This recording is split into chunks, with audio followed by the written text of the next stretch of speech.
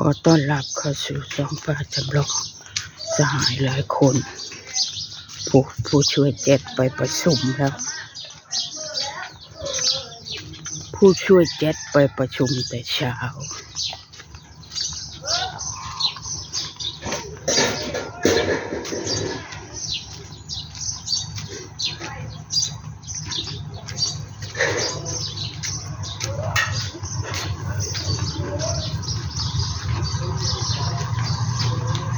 ผู้ใดขึ้นมาแต่เช้า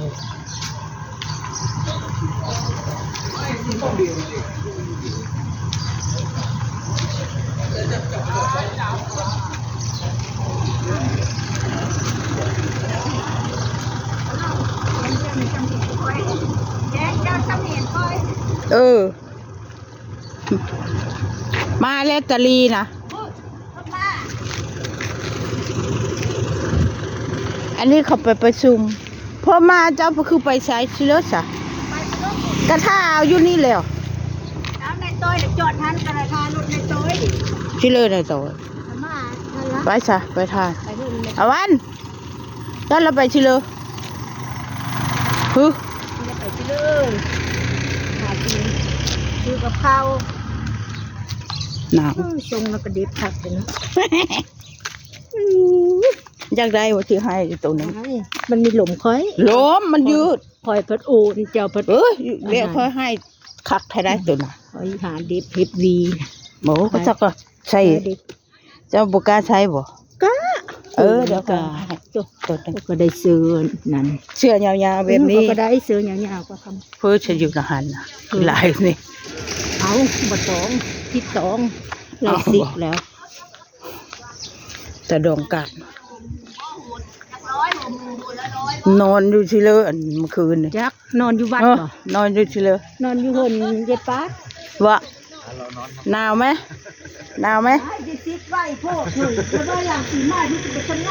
โอ้เราจิบมากินปีใหม่เฮ้ยที่พ่อนนะว่าปุ๊บปั๊บทันไว้พวกไปทำงานทุกวันเขาอุ้มเครื่องก่อนเย็นซึกตลอดเลยบ่บัดนี้ซึกตลอดเลยเพิ่งจะไปบวชใหม่อีก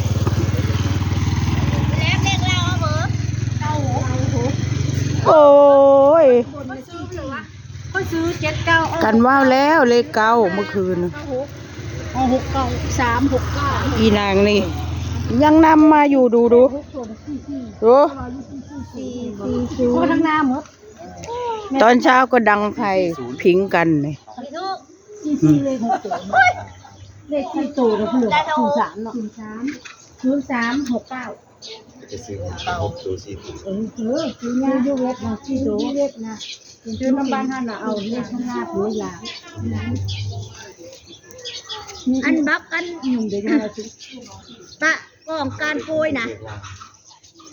อันนี้ดูเสียเก่าคันว่าซื้อ4ตัวซื้อ2ตัวก็ได้2ตัวเพิ่นไม่อ้อมบุญว่าล้างก็ได้เป็นหน้ามันอุ่นบ่ชังกอดก่อยดาวแข็งแล้วจำเห็นกันแข็งแล้วนะจำเห็นตูดใหญ่มาได้กระเป๋าหลงแท้เมื่อวานได้สีเหลืองในกระเป๋าวันเล่นเปลี่ยนเลยเว้ยมันมีไปน้ำมันเกิดว่าพื้นกะลาเมียหอดสายเกิดนั่นละโตดบ่งก็มีโตดบ่งคักมาเถินบักน้อยๆอันนั้นปุ้ยปลาหลุดไปแข่งกันเขาไปก็ปะไปอาศัยห้อยแล้วเขาไปก็ปะไปไปเปลี่ยนนั้นคันอันมันไม่ได้สายมันเหรอเนี่ยเอาสายมันเนี่ยเราเอาเพื่อนในร้อนหน่อยไม่ใช่ความผิดของเราเป็นความผิดของคนซื้อนี่เน้นน้อยอันนี้คนนี้เลยจิไปบวชต่อไปเนี่ยนี่โชดึงบอกดู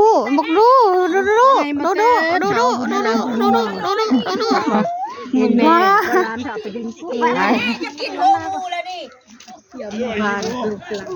ที่เอามาจอดในรถในลีลาไม่หลับเราตานี่มา เอามันจะรับตัวมันจะเธออะไรมันเยอะมันซื้อไปใส่มันนมไอ้มันปันไปหาถ้ามึงว่านี่แหละนั้นจับเส้นผู้ขี่ขาพลอันใช้เจ้าขายให้กัน ได้เลย ออนไลน์นะหลายเต้รถนะ มันละคนโอ้มีแต่รถเก่งได้เฮ้ยบ้านกอก เก่าลุกจบเดียวเลยจบเดียวเลยเดี๋ยวนี้อันนั้น ๆบ้านท่านเราไปชิเลอ นี่ละอันเรียกลาบกันทุกอัน ไปชิเลอฮะถ้าเราไปชิเลอไปชิเลอ มีเลขนะ ไปพื้นรถเราไปพื้นไม่เติมไปซื้อของเลยนะลูกจะไป น้ำตาลีบ่มีบ่เงิน ป้าป่านั้นเอาแล้วแม่ทันใครทันเราเข้าไป คันหัวด้วยอืม ไปอย่างนี้บอกจักน้อยนะสวยๆ นานมา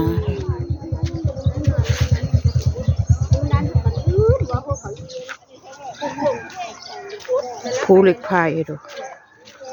กอดภูเหล็กไฟนะคะ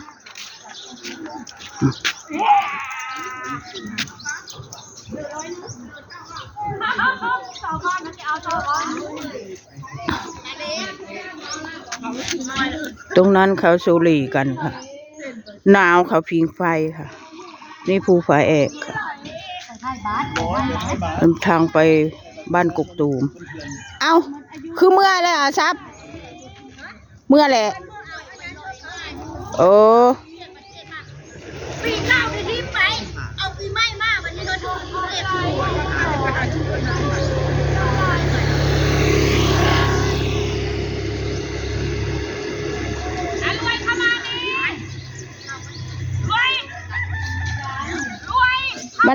มันมาน้ำหมาค่อยมันมาน้ำหมาค่อยเจ้าแต่ละดานี่แล้วนี่เลย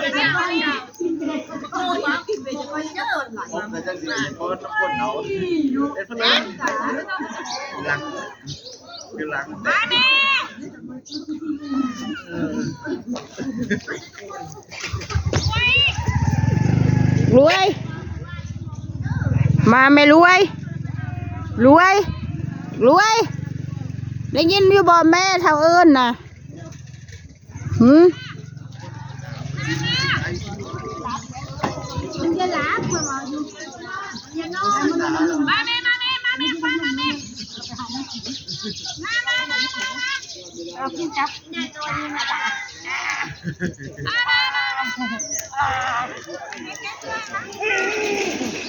แกเห็นพี่จังมันยังหนาวอยู่โอ้ยผูกมีจะหมากับหมาให้ตาลีคือนานมาแท้เอามาเบิ่งรูมมันมีเผลอห้วยขี้คานย่างนี่อันนั้นก็เช้ามันก็หนาวล่ะ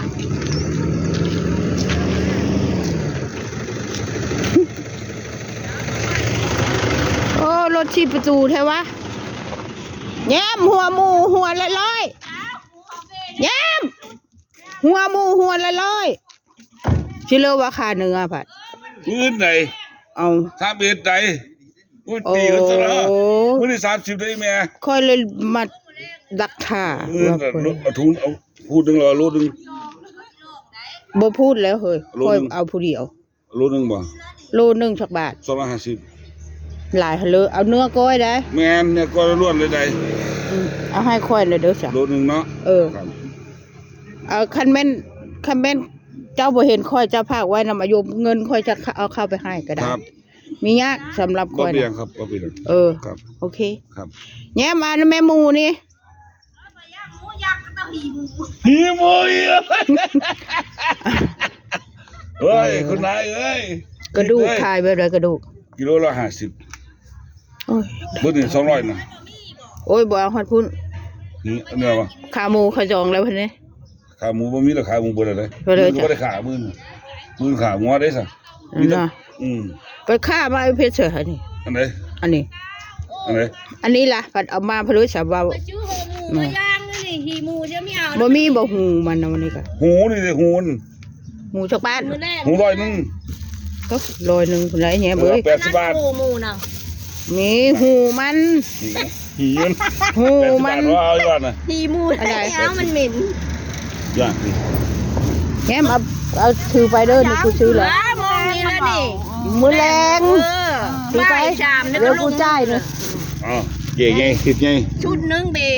ไปเอาเฮดอีปุยเด้อเขา ได้บ่อีปุ้ยเอาลง จักแล้ว ผู้สวย เอา พ่อ เฮดย่อมก็ได้ลง เออ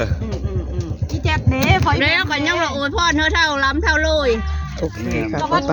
มาณนี้ แห้งเพราะกันเมาพุ่นละพ่อเมากันหลายอยู่ดอก